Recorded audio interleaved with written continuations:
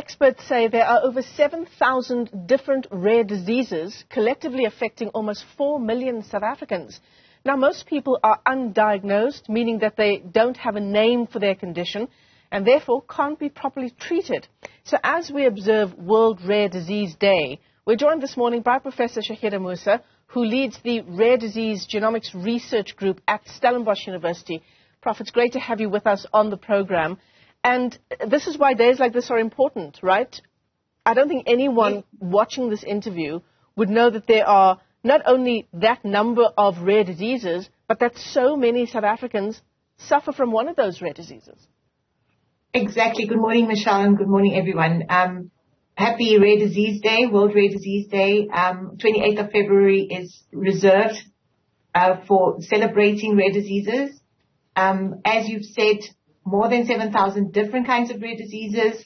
Most people in Africa are still undiagnosed. Most South Africans living with a rare disease are still undiagnosed. And so we celebrate today to raise awareness that there are people in your community, people in your society, people in your neighborhoods that are affected by rare diseases. We need to get more awareness out there so that people can get to health professionals, get to hospitals, access the testing that they need, and get the help that they need to improve their quality of life. Yeah.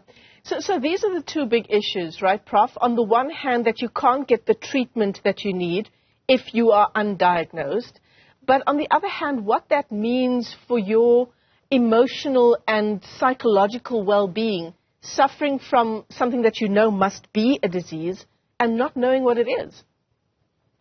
Can you imagine living with a host of symptoms, things that you feel are not quite right with your body, or you see differences in your child compared to other children, and not having a name for the condition? That is something that is unconscionable on our part as health professionals to be able to, who are working with these patients and families. We need to get them a diagnosis. That's the first step. You can't treat something that you don't know adequately. It's like somebody presenting with a headache and we just prescribing them Panado without actually having, going a step further to find out exactly what's causing the headache. And maybe Panado is not the best thing. Maybe they need another medication. Maybe they need surgery. Maybe they need another intervention that will be more beneficial for them. Yeah. People with rare diseases face so many obstacles and so many challenges, from stigma in the community, lack of acceptance in the community, lack of acceptance of their stories when they present to health professionals is also a huge problem. It can't be that one person has so many problems. I hear, from my patients very often. And they shop around from specialist to specialist, hospital to hospital. And there really needs to be more prioritization of people with rare diseases. We need to believe them earlier. We need to investigate them earlier. We need to diagnose them earlier and send them on their journey to live a better and more fulfilling life. Yeah.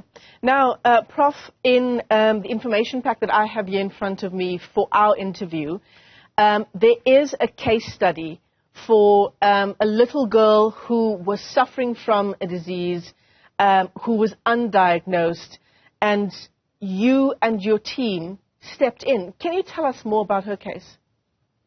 So little Anotando was still a baby when I met her for the first time. She's got some unusual features. Her mom was very proud to also show everybody and teach everybody about Ano's features.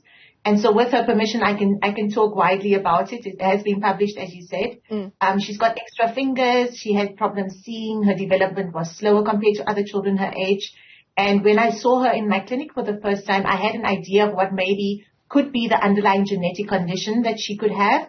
But without further testing, we wouldn't be able to definitively say what the name of the condition is. And so I performed genetic testing on her, and we were able to find the spelling error in her DNA, in her genetic information, that explains everything about her. We got a diagnosis. The name is Joubert syndrome, and we were able to then sort out all her follow-ups at the hospital, get her to see the specialist that she needed, and really optimize her clinical care.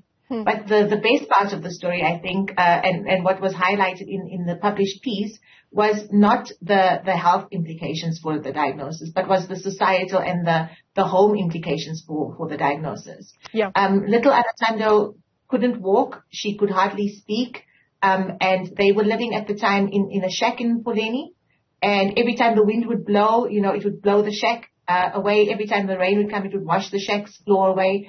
And at one point, her her mom sent me a WhatsApp message. It was the middle of winter last year, and she said, just look how the rats are eating my baby. And I looked at the pictures and I thought she must have made a spelling error. Maybe she meant the cats are eating the baby.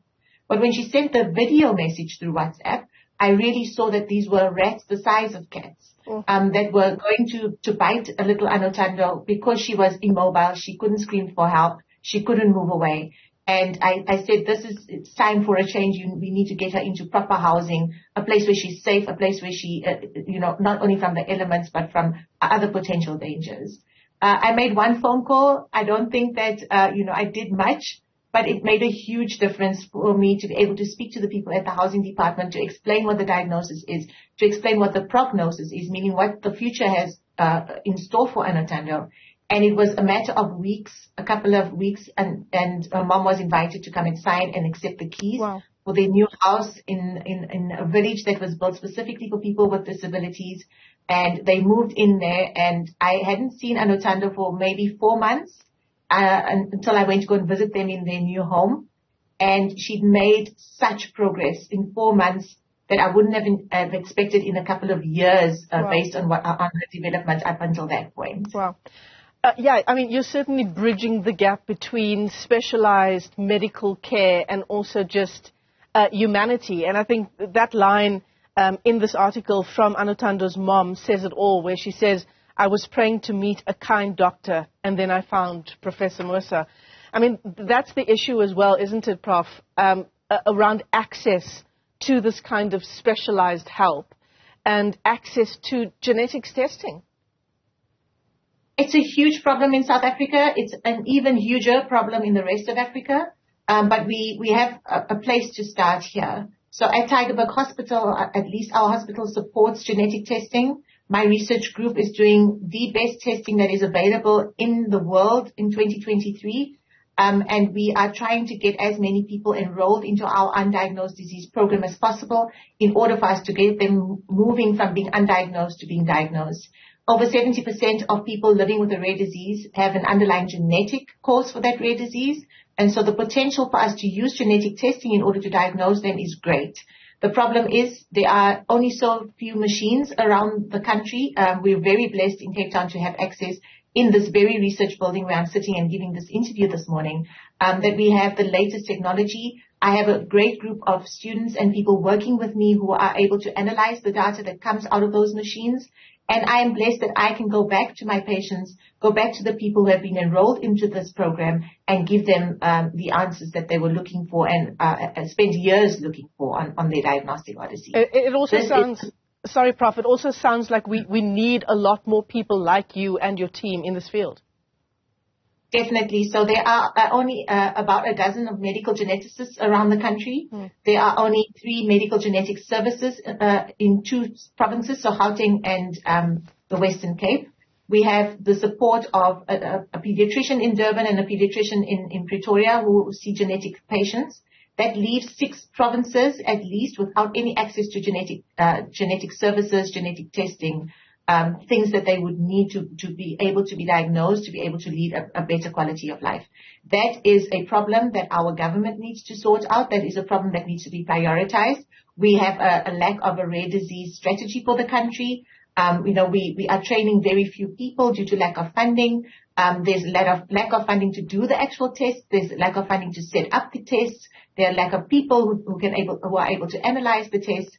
So, it's a huge problem on very many levels. But like I said, at least here at Tygerberg Hospital, at Stellenbosch University, we are showing that we can do it on an ever-increasing scale, and that it is very viable, it is very needed in Africa, in South Africa, and this can be done and it should be done, and we are showing proof of principle that this is making a huge difference and a huge impact on people, South Africans living with rare diseases. Professor Shahida Moosa, let me thank you for your time this morning. Associate Professor of Medical Genetics at Stellenbosch University. Such an important day to highlight exactly the topic we've been talking about, World Rare Disease Day. There are over 7,000 different rare diseases affecting almost 4 million South Africans. And the point of this is that most of those people are undiagnosed. Prof, thanks very much indeed for coming on.